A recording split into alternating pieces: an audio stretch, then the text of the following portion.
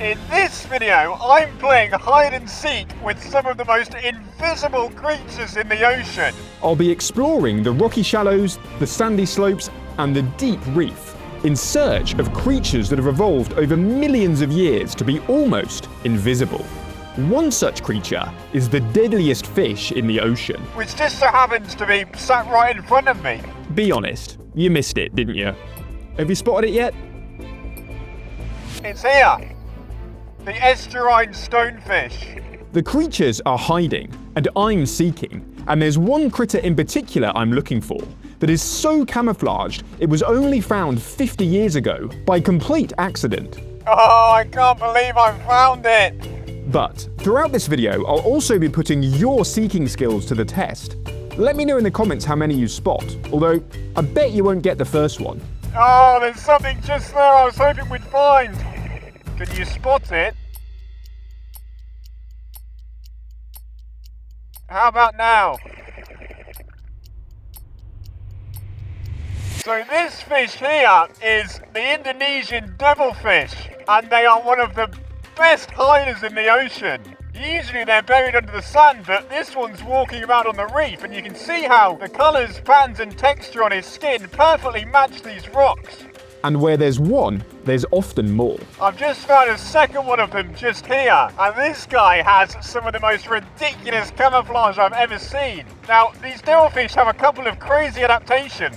The first one is they have these modified pectoral fins that they use for pulling themselves along the ocean floor. Secondly, they've got these incredibly vibrant fins that they flare out when stressed, and this helps ward off any predators. And the really interesting thing about this devilfish is it wins the award for being the only fish in the ocean that's ever stung me.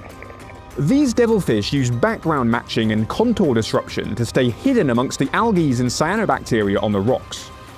However, other invisible creatures opt for more artificial and permanent hiding spots. Oh, now that is a very good hiding spot. I wonder if you can see it.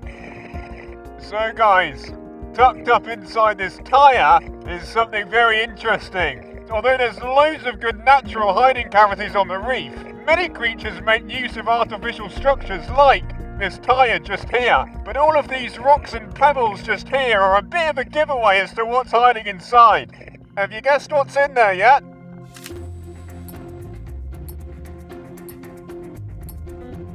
Well, let me show you. Look at that guy. That is a fantastic day octopus. These day octopus are masters of dynamic camouflage, capable of changing their color, texture and pattern within milliseconds using specialized skin cells. Whilst they're able to easily blend into the reef, this species will often make use of man-made structures to hide in, often sealing themselves in with shells or rocks as a door. Now, although day octopus, as their name would suggest, are active during the day, this one was a little shy, although, as is often the case, not averse to using its neuron-filled tentacles to investigate any weird fleshy objects wiggling in front of its den. However, there are many creatures that patrol the ocean floor here that I keep my fingers well away from. Oh, that is a very good hiding spot. Oh my word, that's so camouflaged. There's something hiding inside this very venomous double-spined urchin. This bizarre-looking critter is called a purple urchin shrimp. Now, these shrimps are very hard to find, perhaps because this urchin was hogging them. No, there's two of them. That is crazy. So these double-spined urchins are covered in hundreds of very venomous spines, and the shrimps know that. It's a fantastic hiding place for them. You'll notice as well if you look that the shrimps have got these purple and white stripes on them, and this basically breaks up their outline. Like the devilfish, these urchin shrimps also make use of background matching and disruptive coloration, although they also masquerade, pretending to be a piece of trapped debris inside the urchin's spines, wafting with the currents. This relationship is probably a commensal one. The shrimps get lots of benefits. They get protection, a free home and free food. The urchin doesn't really get much, but it doesn't seem to care too much. In fact, many shrimp species have commensal relationships with a whole host of different marine animals, some of which are very bizarre. Whip coral shrimps, for example, match the colours and textures of whip corals, a species of long, slender black coral that often wafts around in deeper water. This pinky orange variety is particularly unusual. However, whilst these shrimps opt for a sessile host, others prefer to be on the move, like this pair of emperor shrimps that have boarded a Ceratosoma nudibranch, a large sea slug that moves around the sand looking for sponges to feed on. The emperor shrimps benefit from the nudibranch's toxicity. Whilst they ride it, their chances of being picked off are slim. Most creatures in the ocean don't rely on others for survival though, opting to go it alone. The next creature I found is certainly not short of hiding places, given it spent many years evolving to look like the most abundant substance on the ocean floor: sand. Oh, I did not see that. Have a go at spotting this one. Can you see it yet?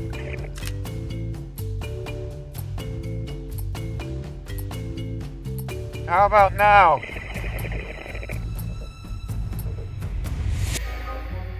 This guy here is a flounder, and he's a type of flatfish. Now, these flounders have developed a few adaptations to help them stay invisible on the sand. The first thing is they cover themselves in sand and bury themselves a little bit. The second thing is they have this mottled skin pattern with sort of olive dots and spots. And the final thing is you'll see on the outside of their body, they have these frills, and this helps break up their outline on the sand. Interestingly, these flounders have so much confidence in their camouflage that even when gently nudged with a finger, they don't give themselves away. This raises an important point, for in the ocean, motion is the killer. If you stay still or waft with the currents, you're more difficult to spot, and there's one group of creatures that do this perfectly. Oh, look at that! Oh, that is a pair of incredibly camouflaged critters just there. These bizarre-looking fish are called rough-snout ghost pipefish, and they are the perfect masquerading mimics. Now, these ghost pipefish are highly adapted for staying hidden on the ocean floor. Firstly, you can see they just sort of drift around and waft with the currents. And they do this so that any predators coming by don't notice them. They just look like a piece of seagrass or debris rolling around on the ocean floor. Second of all, they've got these frilly appendages all over their body that help break up their outline and make them look just like this algae that's coming out of the sand.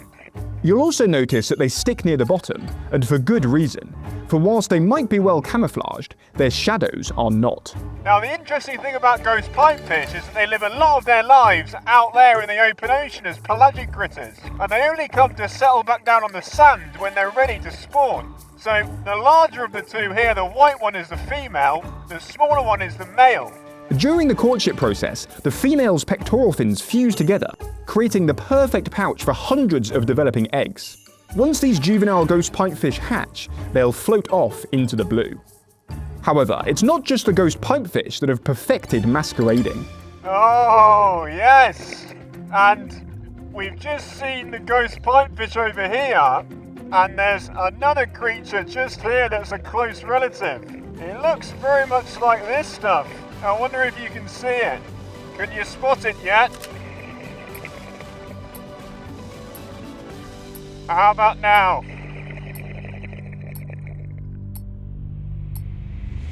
Just here, we have a seahorse. Like the ghost pipefish, these common seahorses also match the textures and colours of weed and debris. Whilst seahorses use this to avoid predators, it also makes them much more effective hunters, a little bit like the next creature I found that relies on strong winds pulling leaves off the trees. Although they're incredibly difficult to find, and I bet you won't spot it. Come on, where are you hiding? The difficulty is that the thing I'm looking for kind of looks like this, a leaf. Oh, there's lots of leaves in the rocks here. Oh, yes! Oh, there's two! Oh, they are so well camouflaged. Can you spot them? There's two of them down there. These two fish here are called cockatoo waspfish, and they have a remarkable strategy for staying in because, like this one just here, they blend in perfectly with leaves and other organic matter on the ocean floor. Interestingly, these two individuals are almost certainly the same species, but have developed different coloration and patterns to blend into different objects. The yellow waspfish has almost certainly decided that hiding amongst the yellowing leaves is optimal, whereas the brown individual might be mimicking leaves, but has more likely decided that staying close to the brown rocks increases its chances of finding food. The small little spots of coralline algae on its face add to its disguise. Despite many creatures having perfect camouflage in the rocky shallows, many fish species opt for more conventional hiding spots, tucking themselves into small cavities in the rocks. Like this fantastic little orbicular burrfish that thinks if it stays as still as possible, it won't be seen. Oh, that's not a very good hiding place, buddy. I can see you pretty clearly there. But despite there being many places to hide on the reef, on the sand, hiding spots are in short supply. And unless you can bury yourself like a garden eel, Look at all these garden eels though. Why are you so unfriendly? hiding spaces are limited, and the best spots are in high demand. Right, let's see what we can find hiding on these coral restoration structures. Oh, there's lots of good hiding places in this thing, isn't there? Boom. I found you, Mr. Trumpetfish. You're out. Oh no. You're venturing out into the open ocean. Goodbye and good luck. What's hiding in this one? Oh, I can see a big, ugly mug staring at me. Can you spot it? How about now?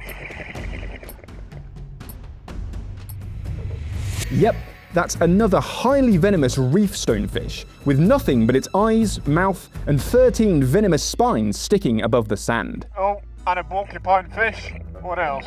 Lionfish here. There's a white-eyed moray under there. Hello, sir. Another big Indian lionfish just here. Loads of small reef fish, but they're not really hiding. Oh, little lizardfish. Hello, sir. Ah, yes. The tasseled scorpion fish.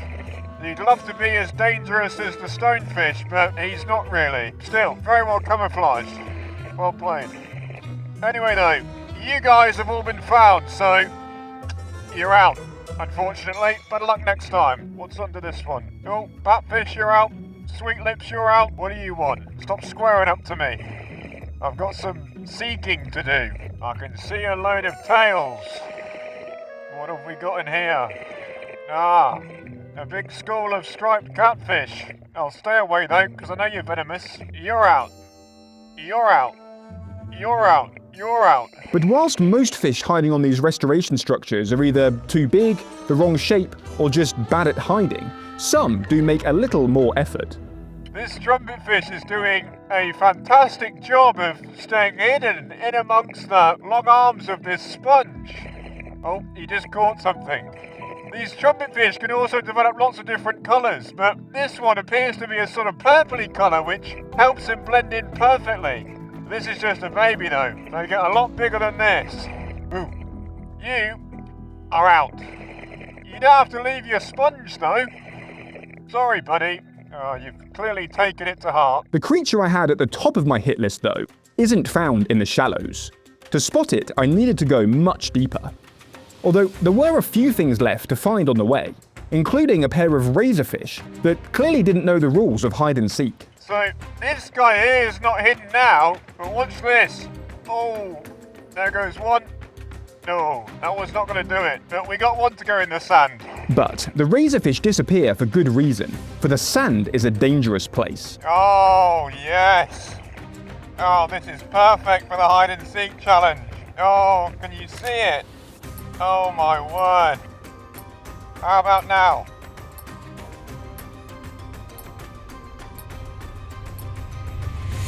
This is a broad club cuttlefish, and like a lot of other cephalopods, it uses a whole host of different strategies to stay hidden on the ocean floor.